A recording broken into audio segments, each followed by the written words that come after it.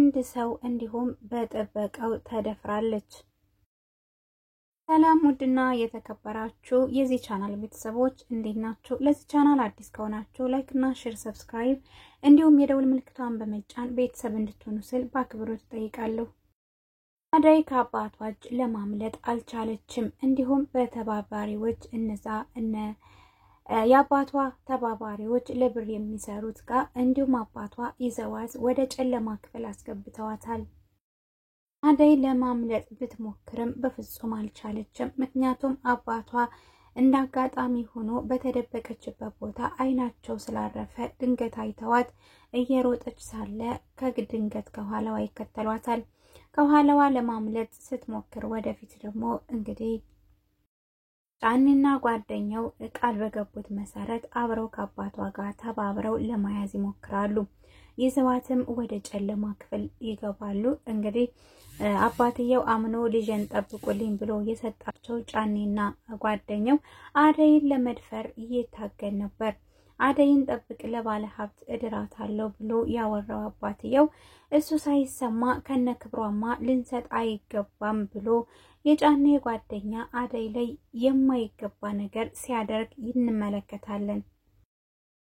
ጫኔ በበኩሉም አባቷ እስከነ ክብሯ መዳር እንደሚፈልጉና ያም ሰውዬ 3 አግብቶ የፈተውም ክብር ንጽህና እንደሚፈልግና የባለ ሀብትም ልጅ ስለሆነ ስለዚህ እሷን እንደዛ አይነት ነገር መፈጸም ለአባቷና እንዲሁም ለባለ ሀብቱ ጠላት መሆን ነው፣ ጠላት ማፍራት ነው ይለዋል።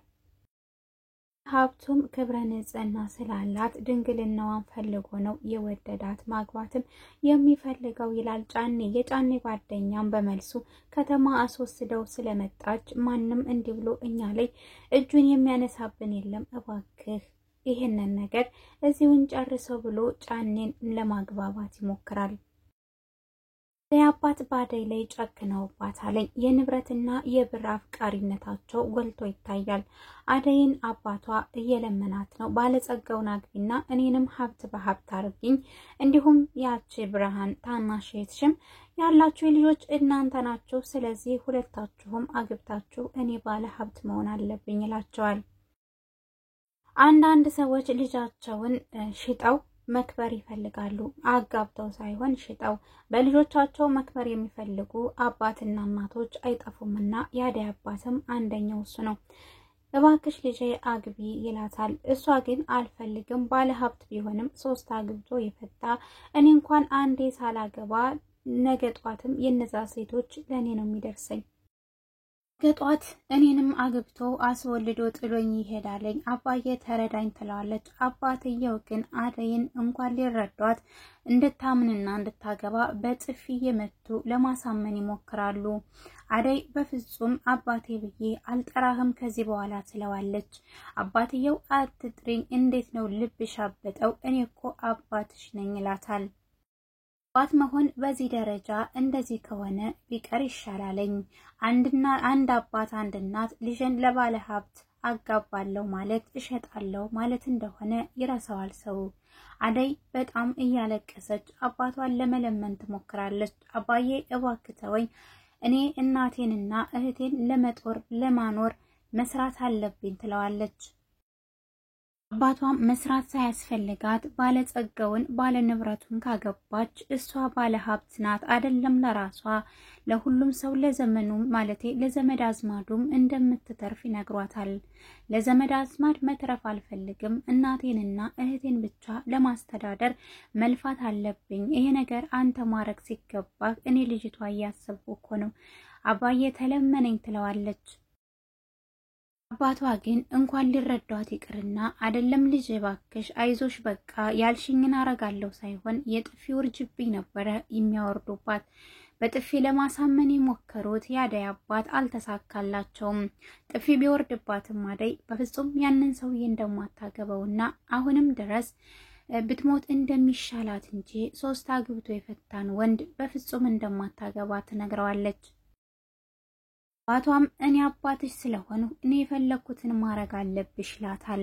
በልጅ ንብረት ማለቴ በልጅ መክበር የፈለገ አባት በልጁ ቀን እንዲወጣለት ይፈልጋል። አደይ ግን በፍጹም በዚህ ነገር አልተማመነችበትም።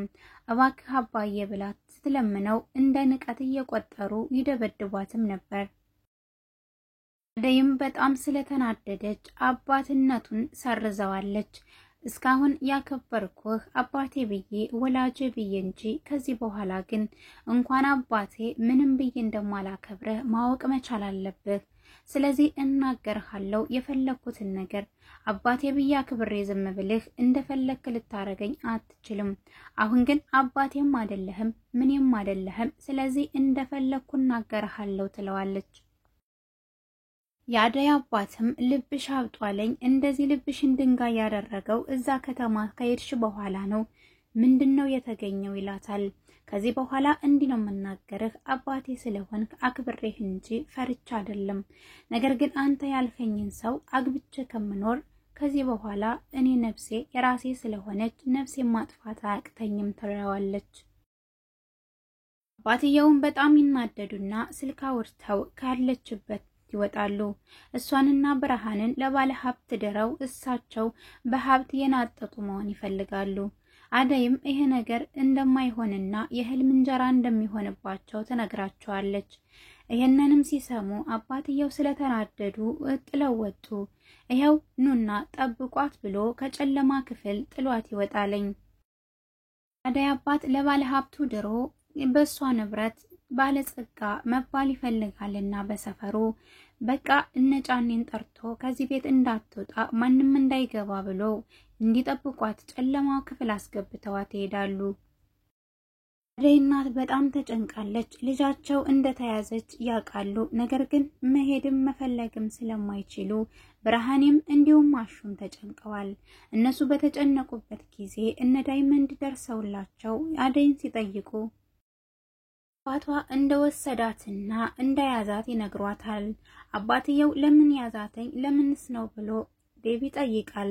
አደይ ከተያዘች ለአንድ ለባለ ሀብት እንደምትዳርና አባቷን በግድ ድረው ለባለ ሀብቱ ሚስት ሊያረጓት እንደሚፈልጉ ከዚህ በፊት ሰምቶ ስለነበር ያለ ፍላጎቷ እንዴት ትዳራለች ብሎ ዴቭም አደይን ለመፈለግ ከነ ዳይመንድ ጋር ያቀናል።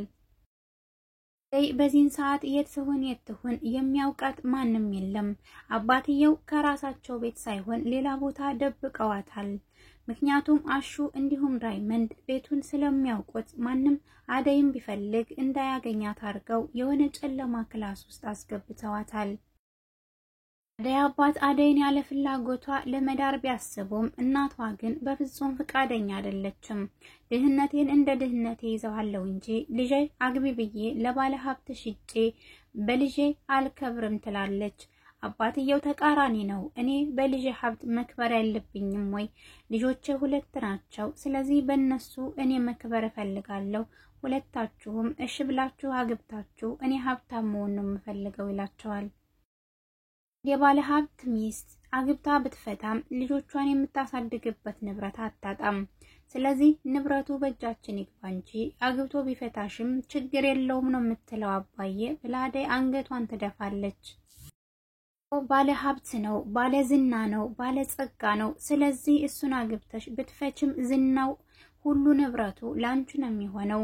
ብቻ አግቢ አስወልዶም ይተውሽ ችግር የለውም ይላሉ አባቷ ራስ ወዳድ ከመሆናቸው የተነሳ በጣም ነበር ያናደዱኝ እኔን ጭምር። ጫኔ ጓደኛ ጫኔን ወደ ውጭ እንዲቃኝ ከላከ በኋላ አደይን ይታገላታል።